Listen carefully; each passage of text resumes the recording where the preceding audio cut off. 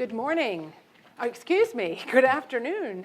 And thank you for coming to the latest installment of our Newsmaker interviews at the Center for Immigration Studies. Our guest today is Mr. Bob Goodlatte, still for a few more weeks, chairman of the U.S. House of Representatives Committee on the Judiciary.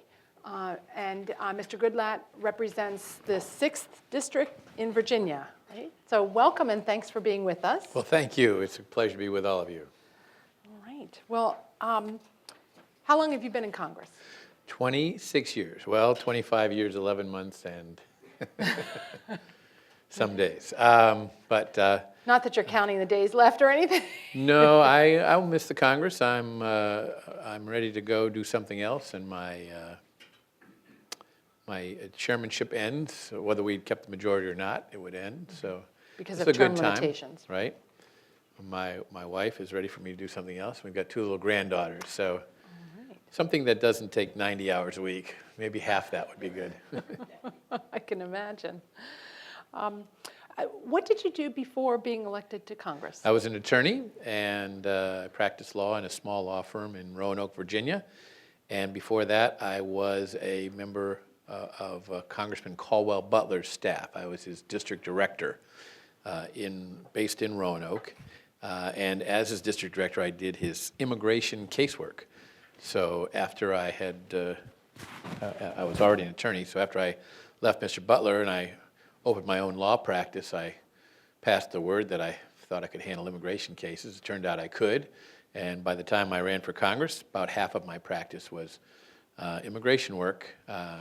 About 3/4 of that would be business-related immigration, and 1/4 family-based. Did not handle deportations and other proceedings like that. Since I was so far from Washington, if I got one of those, I would refer them to somebody up here to handle those cases. So it was a very positive experience with immigration. Helped people legally immigrate to the United States from more than 70 countries during my time practicing law. And you understand the ins and outs of how our immigration law and our system really works as a result of that experience, I imagine, particularly with the... Well, the law's changed some since then, but yes, it was a good foundation. And I've been on the Judiciary Committee the entire 26 years I've been in Congress, and very much involved with immigration issues during that time as well. Right. As the Committee of Jurisdiction over most of it. That's right. Right. So, well, let's face it, the big issue that everyone's talking about right now, the hot issue of the day as far as Congress is concerned and immigration, is the spending bill, because there are 7 appropriations bills remaining, and one of them is the Department of Homeland Security's. What do you think is going to happen with that? I heard that there's now approval for a continuing resolution for 2 more weeks to put it off for some time. Why is that?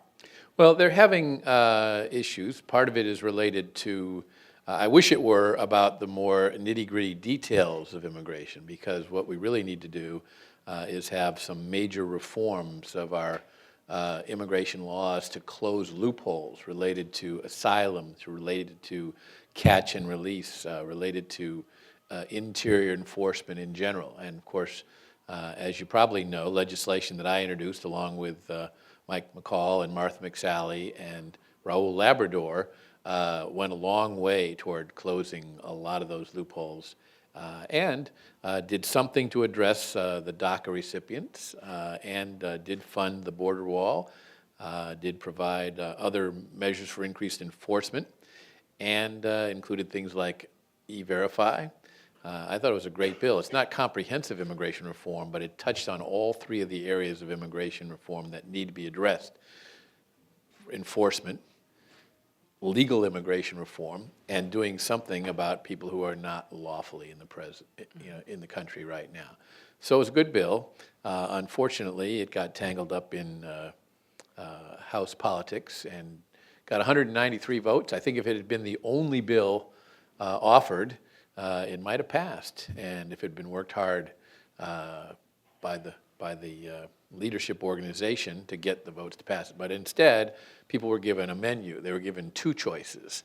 There was that bill, and there was a bill that had a lot of good provisions in it, but just not as many as the first one. So for most Republicans, the first bill was most attractive and got by far the most votes. Yeah. Democrats, unfortunately, decided to pass on either one, which to me is telling about what their view of respect for the rule of law and enforcement of the law is, and what we might see from them in a Democratic House.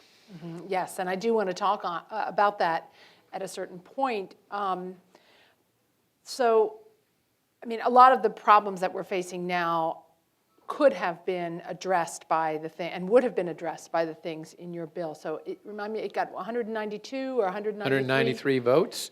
I think that day we needed about 214 votes. There were a few people who weren't there. So we were 21 votes short. And leadership was pushing the about other... 41 Republicans voted against it. So if we had gotten half of them to join with us, we would have gotten there. And there were a few on the conservative side who didn't feel the bill went far enough, which is also unfortunate because it's probably as close as we're ever going to get to their ideal of what should be in a bill. And it would have put a tremendous amount of pressure on the Senate to start getting serious about addressing these enforcement issues. So some of the conservatives, they objected to the amnesty provisions, or just that the enforcement was not enough? I don't want to speak for all of them. They all had little different takes on what they'd like to see. Some of them said, I'll do something for the DACA recipients, but only after these other things are passed, put into effect, and operational. And of course, that's a multi-year process, and there just simply aren't the votes to do that. Obviously, there weren't even the votes to do what I was trying to do. But and leadership, Paul Ryan and some others in leadership were backing the other bill, which also had your name on it, by the way. Right? Well, many of them voted for both of them. The problem wasn't with the merits of either bill. The problem was with the strategy of having two bills. Because we did have some members who wanted to have less enforcement and more for the DACA recipients. And I understand that, but there's simply, when there are no Democratic votes, there simply were no votes to pass that. So the strategy of having two options really let people have an off-ramp. They could vote for the more conservative bill and against the other, or vote for the second bill and not the first. And that's just not a good strategy, and I complained about it at the time. I said, you've got to narrow this down to one bill and then work really hard to get the members to vote for that one bill. And most of the things in your bill were not new proposals, really, either. No, that's right. And in fact, hadn't it been introduced the year before as a bill that didn't? Yeah, there were a lot of changes. There were some things included that were not included in the earlier bills, and some things that were in the earlier bills were not included in this bill. But it was a good, solid start at addressing President Trump's concerns and the Secretary of Homeland Security's concerns about what needs to be done to make our border secure. And this is very important, and there's no discussion about this when you're talking about people gathered on our border in Tijuana to surge the border entry at San Ysidro. No discussion about the fact that 40% perhaps of the people who are unlawfully present in the United States today entered lawfully on student visas, visitors visas, business visas, visa waivers, and simply overstayed their visa. The border wall is important, but it doesn't address that. So there has to be a greater attention to interior enforcement, and one of the greatest points about this bill, in my opinion, was that it included an E-Verify requirement. Right, to address the problem of illegal employment and make it easy for employers to verify the status of people that they hire. In my opinion, E-Verify is very good right now. It's come a long way over the 15 years or so that it's been in place. It's more than 99% accurate. It addresses the concern employers have of the catch-22 situation they're in now, where if they refuse to hire somebody and it turns out the person is lawfully present in the United States, they can be sued for discrimination. On the other hand, if they decided to hire somebody and they find out they're not lawfully here because they presented forged documents or whatever, they can be charged with violating our immigration laws. So the fact of the matter is, it created a safe harbor for that small percentage where you'd get a false positive or a false negative, where they could retain the employee until such time as that was resolved. And then if it came back positive, they keep them. If it didn't, then they would have to, of course, let them go. It's very inexpensive to be done in a minute or two on your smartphone, and it's very effective, but only for the 700,000 or 800,000 businesses in the United States that use it. And of course, most large employers, most major employers use it. But I suspect people who don't want to know or who do know about their workforce, and by the way, it was only prospective. It didn't even apply to you didn't have to go through your existing workforce. You only had to apply it to new hires. It's a very good bill, a very good piece of the law, and it should be made mandatory so that everyone has to participate. We had a phase-in of that. So major businesses that weren't already participating were the quickest to have to comply, and then smaller businesses, and then agriculture was going to be the last sector of the economy that would have to comply. But And doing it on a smartphone is a way to address some of the concerns that those types of employers have had about their location and where they hire and so on, I guess. But I think that all of those concerns could be addressed, and I respect all of those things. But the fact of the matter is, the most effective tool to make people abide by our laws, whether they enter the country illegally or enter illegally and overstay, is to cut off the number one magnet that draws them here.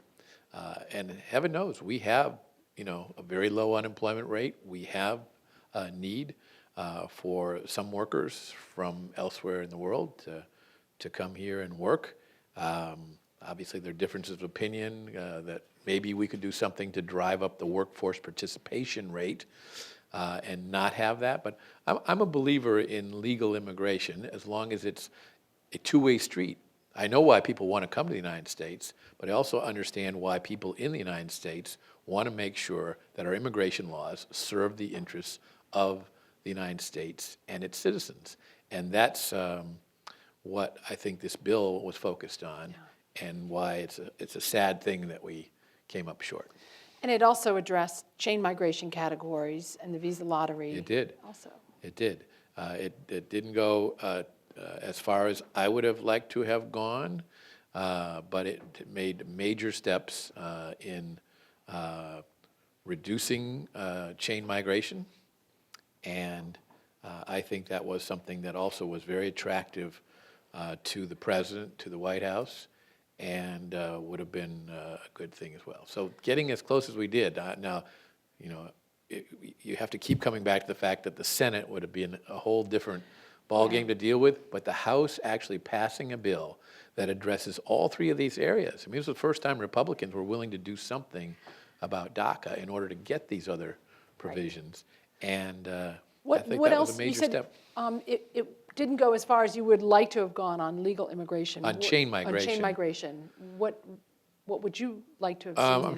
I'm trying to think back about all of the different categories that we eliminated. I don't think we eliminated every single one of the. Our goal was to limit it to family-based immigration, limit it to members of your immediate family. In other words, your spouse and your minor children. And maybe it did, I think actually the first bill probably did eliminate, for example, parents of United States citizens, which is a major fulcrum in the chain migration issue, because once a child is able to petition for the parent, then the parent can petition for their other children, and it extends out pretty rapidly. And the parents are one of the unlimited categories. That's correct. There's no waiting list. So the numbers are large, and it's one of the faster growing categories. That's correct. And it kind of leads to the rest. So these changes have these proposals had been on the table before. In fact, even the spring before. and you said, pointed out correctly, I think that this bill would have enacted a lot of the president's agenda on immigration. The president definitely supported the legislation. The president president even supported the second measure, which had less of all these things in it, but still was a significant step in the right direction. In 2017, last year, was the White House out there as much as you thought they should have been in promoting these reforms and this bill in particular? Well, the president's been very outspoken about this issue, and I think that I would not lay any complaint about it not passing on the fact that the president was presented with these two different bills. He in the end agreed to support both of the pieces of legislation.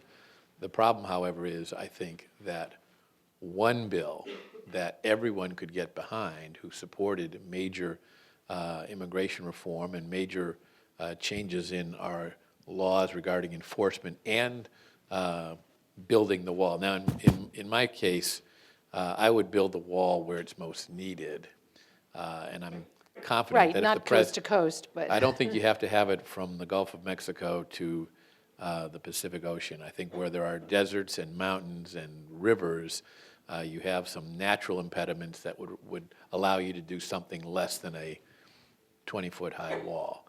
But I've been out to San Diego. I've seen the various prototypes and so on for the wall construction. And I'm confident that in a place like San Diego, it's badly needed, and you can see it right now. And if you go visit the border there, you'll see how in a matter of seconds, somebody in a fog, and the fog comes in and overlays that whole area of the border for miles inland. They can cut out a section of the current fence in a matter of seconds and be through in the fog. So, or lift children over, as was all over the news this morning. Although that was in California, I think that was in Arizona, but still. Yeah, no, wherever it is, they need to have the resources to put better enforcement mechanisms in place.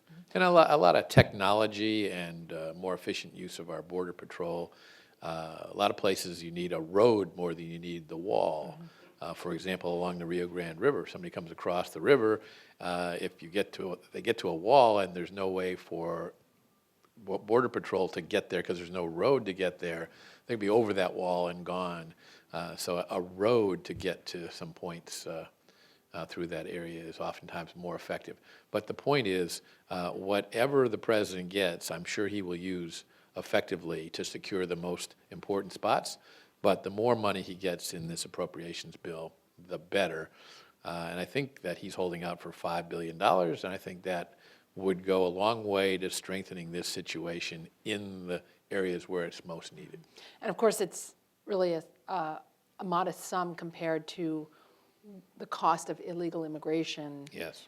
To our taxpayers. But do you think the president is going to go to the mat, and do you think there'll be a shutdown over this issue, or can there be some agreement? I don't know if there'll be a shutdown, but I think the president has shown a great deal of determination.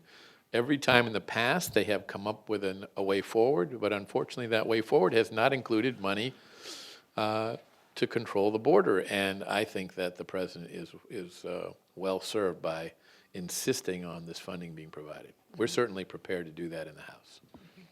Now, what about, there were some other items on the DHS appropriations bill that the House Appropriations Committee passed. In addition to funding for the wall, there were some measures to try to suppress some of the reforms on asylum that former Attorney General Jeff Sessions had put forward and was trying to implement.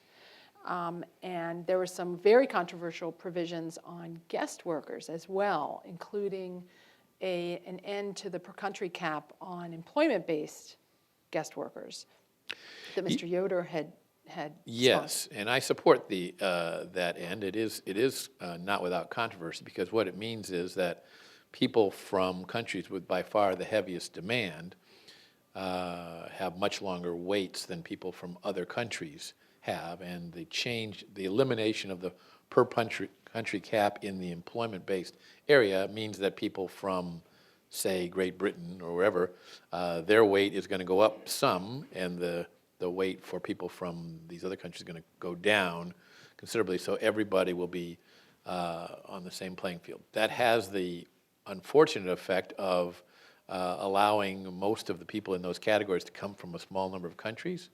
But on the other hand, Mainly one, and one or to a two, or lesser well, probably 3 or extension. 4. But the important thing here is that if an employer wants to bring somebody here, and they've been through American universities, and they have an engineering degree or whatever, and the employer needs them and is going to train them in the specialized work they have here, they would much rather keep them here and ultimately become a permanent resident than to have them stay here, become frustrated because they're on a 20-year waiting list, and leave the country, perhaps even bringing sections of a company's business to another business location elsewhere in the world. So making it possible for an employer to make a long-term commitment to the employee and ask the same of the employee is the thing that's harmed by the very long waiting lists in the current per-country cap issue. It's interesting because, I mean, it seems to me that most of the people who would benefit from ending the per-country cap are employees who came here originally as guest workers and were... I think they came here probably as students, and then they probably got onto an H-1. This is the type of work I did when I practiced immigration law. General Electric Company was my largest client, and we routinely got people coming out of U.S. universities. They'd be hired by the company. They'd get an H-1B visa, which you can renew for up to 7 years, and then you could, during that time, back then, the waiting lists were much shorter, for example, for India. Then, so you could work through the process of getting labor certification and a green card during the time that you were on your H-1B. It got so bad that they have now modified the law to say you can continue to stay even after your H-1B 7 years has expired as long as you stay with the same company. But because the number of H-1Bs far surpassed, during certain years when we had that bulge because of the legislation that was passed, the number of H-1Bs being issued far surpasses the number of employment green cards available. Correct. So that's why we have the big waiting list, and particularly from that country. But for those employers that don't hire a lot of H-1Bs, it makes, I wonder if removing the per country caps wouldn't hurt them, because if they want to direct hire someone on an employment-based green card, the waits are going to be so long for them, and that person happens to come from any other country in the world. They'll still be under the amount of time that somebody would remain here on an H-1B. So I think, I hear what you're saying, but I think that there's a fairness issue there to say that somebody who comes from a particular country and wants to remain in the United States and has a valuable skill that our government policy has determined is needed in the United States, the fact that they're from a particular country shouldn't be an impediment to their being able to get green card status. So I see that both ways, because I hear what you're saying, but after looking at it for a long time and looking at the overwhelming support that was generated for it, I said, let's include it in our legislation. It was a sort of a late add to the legislation, but we said we would go ahead and do that. What about, rather than doing that on a spending bill, what about pairing that up with some reforms to the program that would help American workers? Much prefer to do that. Absolutely. Is there any prospect of legislation like that? We're not seeing it. It really comes down to the president focused on money for the wall. And I think that really the president should be saying, I want some money for the wall, but I also want some enforcement reforms related to asylum. I want some reforms related to the catch and release, policies that are basically forced on any you saw what they went through in attempting to come up with a way around catch and release and the problem that was generated by that. And these two flaws in the law, they work together to exacerbate the situation. Because as soon as they find that they're going to be detained, then they switch over and say, well, now I'm applying for political asylum. And of course, they don't have a basis for that. And it's unfortunate that again, a judge out west has determined that the policy, which I think is a very legitimate policy of saying that if you want to apply for political asylum, you have to do it legally at a port of entry. You can't enter the country illegally, and then if you're apprehended, because believe me, very few of them enter illegally and then suddenly turn around and say, hey, here I am, I want political asylum. They wait until they're apprehended, and then they ask for political asylum. That's a very bad system, and I don't see that our law should be interpreted to say that we can't require them to go through a process of entering the country legally. How would your bill have addressed that? Because I know you've been working on the asylum issue for many years.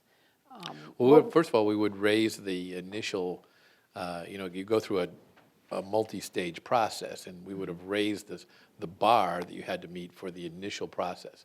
If you didn't meet that, then you would be immediately deportable again, whereas now the threshold for that initial process to get through to a hearing before an immigration judge is a very low bar, and then the waiting list to get to the judge is so long that the government is basically forced to allow people into the interior of the country, even give them work authorization, and a high percentage of the people who get into that situation never come back for their asylum hearing. Right. Apparently half don't even fill out the asylum application. Many, probably half, don't show up for their hearings. And few of them even qualify for asylum once their case is heard. Right. So in my opinion, that is the most important area that needs to be changed in the law, and it would take an immense amount of pressure off the situation you have right now with caravans and the tension at the border. Mm-hmm. So it would raise the threshold for credible fear determination to more of a likelihood than just Correct. A possibility. Correct. Basically like withholding of removal. Is that? That's correct. Okay. The other big crisis to me in terms of interior enforcement is the proliferation of sanctuary policies across the country. Just the other day, the Attorney General of New Jersey, for example, has announced that law enforcement officers may not cooperate with ICE. They've pretty much gone full-blown sanctuary. We have a court-imposed sanctuary policy in Massachusetts, the state of your birth, that prohibits cooperation.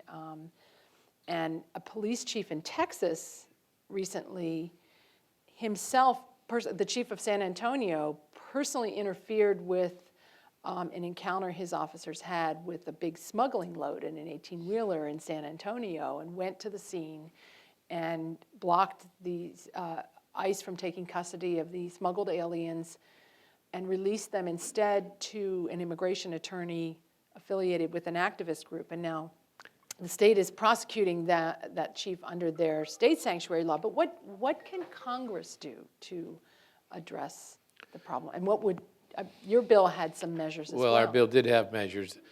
This gets into a very difficult realm because of the federalism that's built into our law. I mean, immigration laws are federal laws, and the federal government has to take the primary lead in enforcement of them.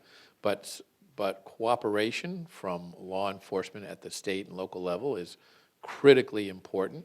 And it's hard enough even just getting them to participate when there isn't any prohibition, but in these cities that have become sanctuary cities, and now 2 states that are calling themselves sanctuary states, the fact of the matter is it makes it much more difficult for ICE agents and much more dangerous for ICE agents, because now they have to go out and find people in the community rather than picking them, criminal aliens, picking them up at the jail or at the prison. Which is most of ICE's caseload, Right. criminal aliens in jail. Right. And you would think that states would be anxious to see that happen, but it's amazing how the liberal trend is in the minds of some people that respect for the rule of law would even go to the point of taking the risk, not just to the ICE agents, but to everyone in the community, that these people will commit additional crimes.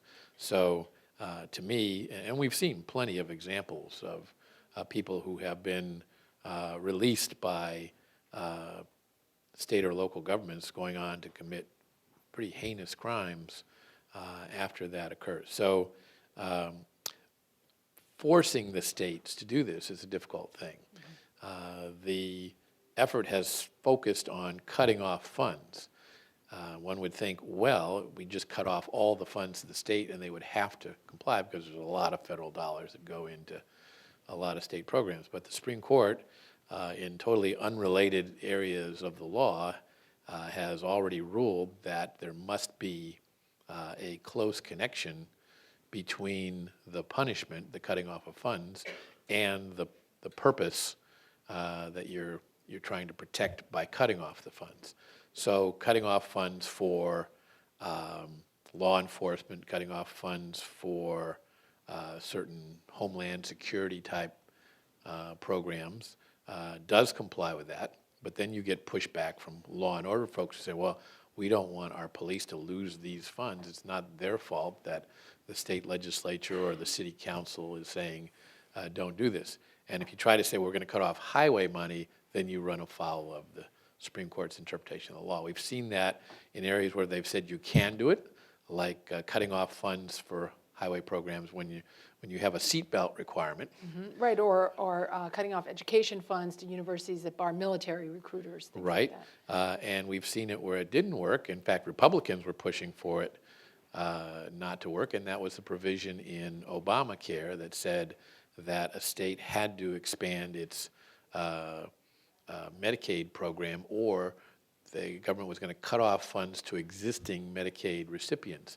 Sounds like a similarity, but somebody who's already qualified for Medicaid has nothing to do with somebody who wants to have Medicaid, and the Supreme Court so ruled. They said that the Obama administration could not cut off those funds to try to force a state into the expansion of Medicaid. Mm-hmm. So what the Trump administration has taken the approach of simply trying to enforce one provision of law, 8 U.S. Code 1373, which is already the law, and it's a requirement for federal funding to comply with all federal laws. But now a judge has found that, one judge has found that that law believes it's unconstitutional to start with. So the basis of that. And enjoined them from doing it, Yeah, right? across the country. Across the country. So to a lot of people, as important as all these issues are, asylum reform, sanctuaries, and the border crisis, if legitimate good faith efforts to fix these problems are blocked by federal judges, where are we? Yeah. And what can be done about that? Well, I have actually had the opportunity to address so two things. One, I've introduced legislation to say that a district court judge cannot issue a nationwide injunction. I mean, to me, it's ridiculous that a judge in Hawaii would issue a nationwide injunction regarding the enforcement of any immigration law, particularly one that involves entering or leaving the country illegally, because his injunction works perfectly fine for Hawaii, and beyond that, it's, in my opinion, none of his business. I mean, we don't have people swimming to Hawaii from anywhere else to Don't give anyone enter, the idea. enter Hawaii illegally. So this is, to me, very wrong. But it's also not something that the Congress ever created. This is entirely court-made law. And if you go back, I don't know exactly how far, but if you go back 50 years, you would see very few, if any, nationwide injunctions issued by U.S. district court judges. And this is true all the way back to the beginning of our country. The courts took a pretty firm stand that they didn't have the authority to do that. But by not challenging some nationwide injunctions in previous administrations, and by higher courts giving the nod to that, we have essentially evolved into a situation where any judge anywhere can issue a nationwide injunction. Now, in the immigration area, that's actually worked to the benefit of those of us who think that the laws should be enforced because not DACA, but DAPA was ruled unconstitutional by a district court judge in Texas, and he issued an injunction, and that injunction was honored and held until it was appealed all the way to the Supreme Court, and we won that case. So that... there were, 26 states, I think, that were... 26 states joined in that, in seeking that injunction.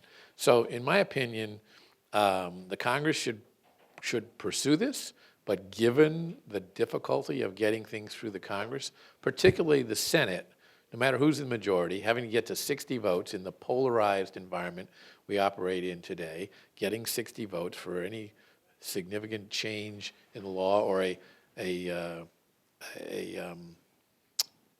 basically just simply a law saying you can't do what you've been doing because there's nothing in the law that says you can do it, and now we're passing a law that says you can't.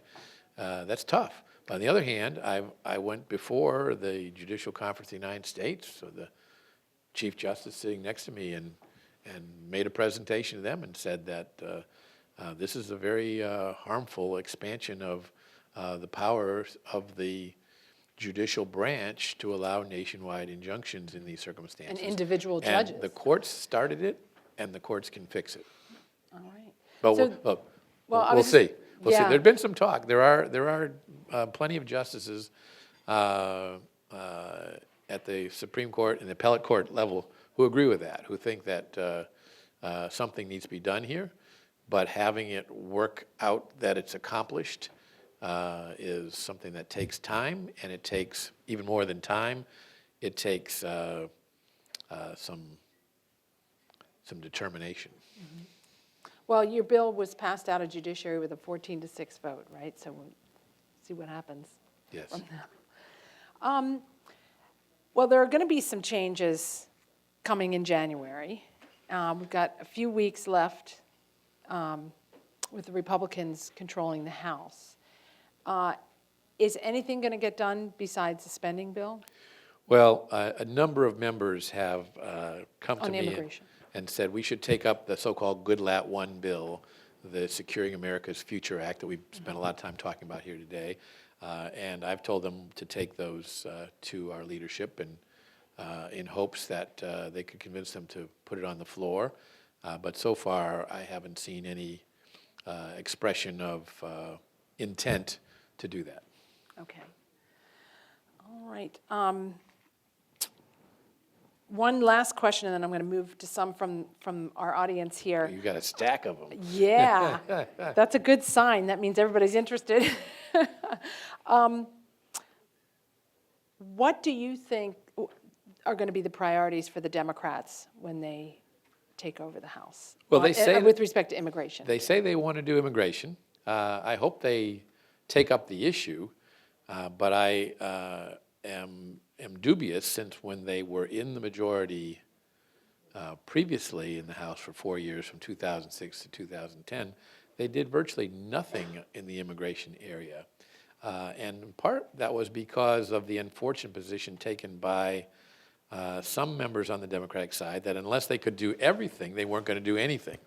Well, trying to do everything is a very difficult challenge, and the Senate knows that from their own experience with so-called comprehensive immigration reform, which when we looked at the details of that, we were appalled by many, many, many of the provisions in that. And so we set out in response. This was when I first became chairman of the committee nearly 6 years ago. We set out to do what I called a step-by-step approach. And we started passing bills that address the problems with enforcement, address some of the legal immigration reforms that were needed. And we said at the time, we don't think we passed any bills out of the committee, but we said at the time that we would address some categories of people who are not lawfully present in the United States if we saw that our borders were secure and the interior enforcement in the country was enforced. We didn't get anywhere with that. They didn't get anywhere with theirs, and that's what led us to a smaller but still very significant bill, the Securing America's Futures Act, that did something. It was a down payment on enforcement and addressed one category of people who are not lawfully here. Actually, two categories, because we also addressed agricultural migrant, immigrant farm workers. Was that so creating an H-2C visa? Is that's correct. That's correct. but we already So- have an agricultural. We have an H-2A program that does not work very well, and so and overwhelmingly is not used by agriculture. Although, to President Trump's credit, now that he is securing the border better, still not anywhere near that needs to be done, but better, we have seen an uptick in the number of farmers using the H-2A program. But there's still a lot of problems with that program. So we developed a new program that I think works better for American agriculture. The difference between agriculture and other sectors of the economy is that virtually everything that's produced on a farm in the United States can be produced somewhere else in the world and imported into the United States. So you're competing directly with people with very different circumstances, and if you can't get the labor, you're going to lose the agriculture going outside of the country. So, But not having that steady supply of illegal immigration nor fear of enforcement, we want to do away with that. yeah, We do that not, creates an incentive for the guest workers programs to be used. that's right. But you couple E-Verify with a legal guest worker program, I think you would find that we could stabilize that problem. But what's happened is people have said, well, if they're working in agriculture, why not come over here and work in construction or in hotels or whatever? Well, the difference is how do that you keep you them? can't import a house from another country like you can import apples or wheat or beef or poultry.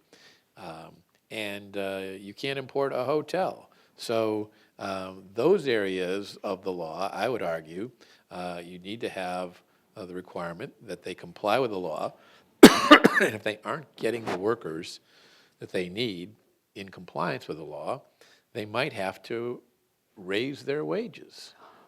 Wouldn't that be something, right? And help deal with the fact that when you have illegal workers going into those sectors of the economy, you're depressing the entire workforce. I do not think the same thing is true of agriculture. I think it's very, very hard to find people, American citizens, willing to do the hard, gritty work that goes into harvesting crops and some other agriculture-related items. We might think, well, ideally, if everything push came to shove, they would do it. I think the likelihood there, because of the international competition, is you'd lose that sector of the economy before you'd find the workers. Do you think mechanization offers some hope? Mechanization has helped some, but I think it's proven to be more difficult than people think to harvest certain types of crops. I had some farmers in from North Carolina who harvest sweet potatoes, and I'm saying, well, have you come up with some mechanism? They were complaining about some labor issues, and I said, have you? I've seen some sectors where they have things that shake the blueberries out of a tree, and it takes a lot of the labor out of that. Can you do that for sweet potatoes in the ground? They said, well, the skin is so thin, and they have not. They try to develop equipment that will It works in modernize. some crops, not others. It's Right, good for and I greens think and that pressure toward mechanization is a good thing, and it will always be there. But I also think you have to have a workable guest worker program. and how do you keep guest workers in agriculture? I mean, some people I think amnesty is the solution. Well, the way you do it is through E-Verify and stronger interior enforcement of laws, and also an entry-exit visa system, so that when people enter legally, we should know whether or not they've left the country. And if they haven't, then we could develop a more focused way of looking for specific people when they apply for jobs and so on. You shouldn't just get turned down because the Social Security number you presented happens to not be a legitimate Social Security number and therefore didn't work in the E-Verify system, the next step should be, well, now here you are, we know where you are, you entered the country legally, but we're going to require you to leave the country now.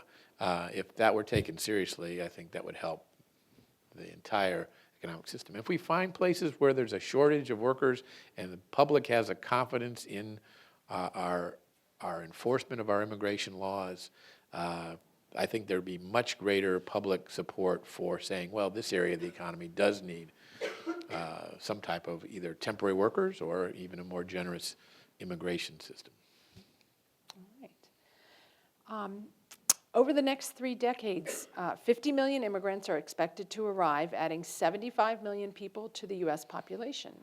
In your view, is the level of immigration too high, too low, or just right? It's too high. I think that if I were able to write these laws myself and I didn't have to go through a House and a Senate and a President, I would have our immigration programs fluctuate with the economy and the labor demands because it constantly fluctuates. So I would be happy to see things go down when there's an abundance of workers and go up when there isn't.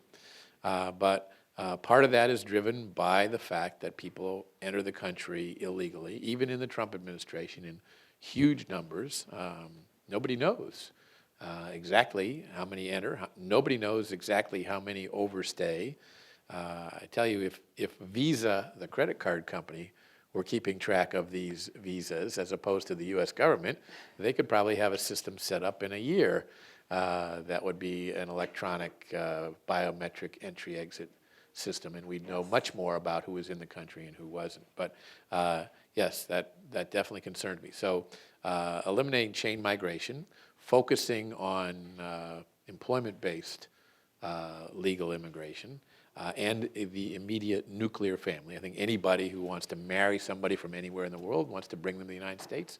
Our law allows that and should continue to allow it as long as it's not fraudulent. And their children, of course.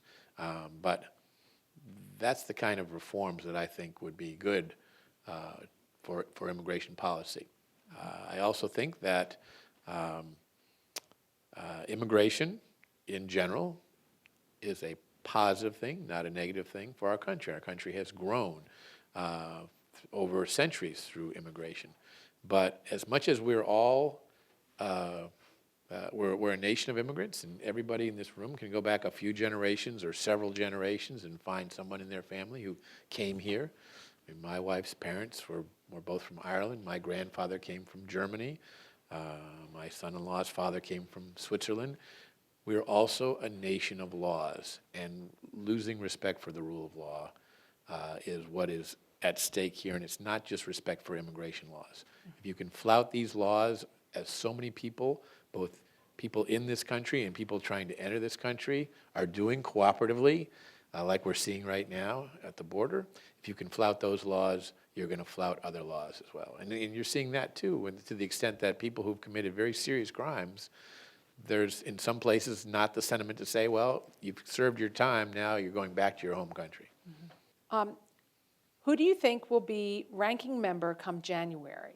Well, he's been elected. It's Doug Collins. It is Doug Collins? Yes. Okay. And how about chair of Judiciary? Of the Judiciary? Yeah. Well, I think, I don't know if they've finished the process, but I'm pretty sure it will be the current ranking member, Jerry Nadler, will become chairman of the committee. How about for the immigration subcommittee? That I don't know.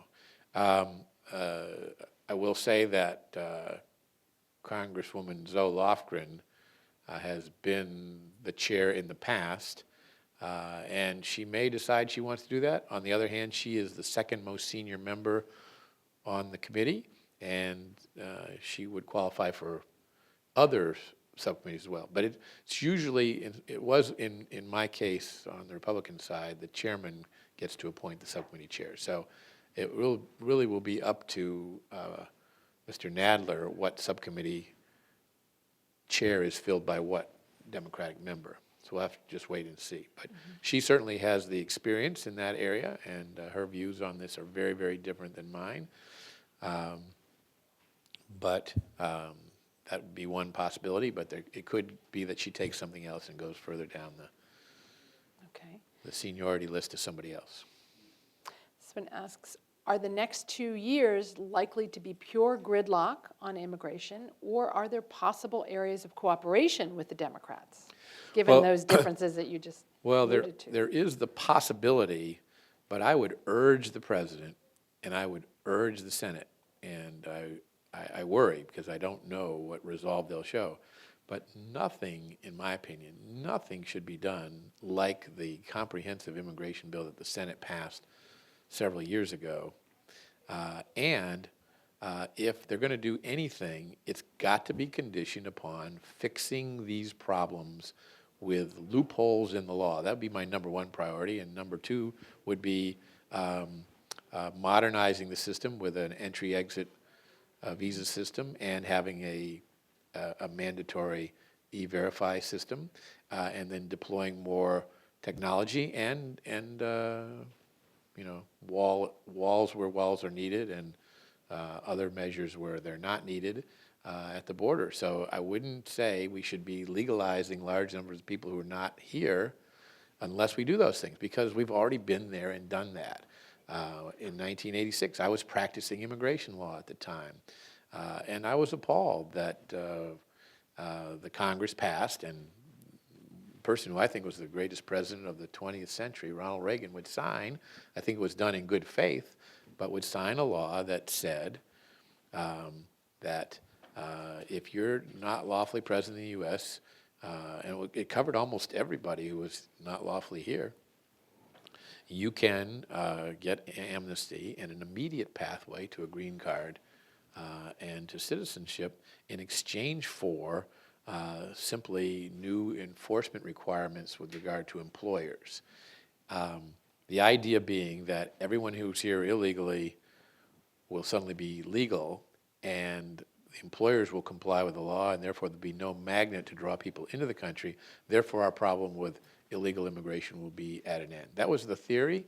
It was a total disaster in practice, because it said to the world, hey, they gave amnesty to 3 or 4 million people. They'll probably do it again. We better get in there before the next time they do it. Is there incentive for the Democrats to agree to that scenario? If they feel that there is enough DACA-like things to do some enforcement, there could be some deal done. I wouldn't expect it to be a big deal. If it is a big deal, it's probably a bad deal. But I think the step-by-step idea, do some enforcement, build the public's trust that our laws are going to be enforced, and then maybe you can do more, is a better way to go. Mm-hmm. And so that would be the deal, not something on guest workers or... Well, there's always pressure. There's always pressure to find workers in these areas where there is a shortage. My belief is that there were a few Democrats, but only a few, who were willing to support the guest worker for E-Verify. Personally, I think that's a good trade, but the type of guest worker that I set up is not what the Democrats have historically had in mind. Trying to think what it was called, the ag jobs? Ag jobs, right. The ag jobs bill was a pathway, it was amnesty, it was a pathway to citizenship. Well, there's a huge flaw with that. If you're an American farmer and you're having a hard time getting labor, the last thing you should want is to have all of your workers given a green card.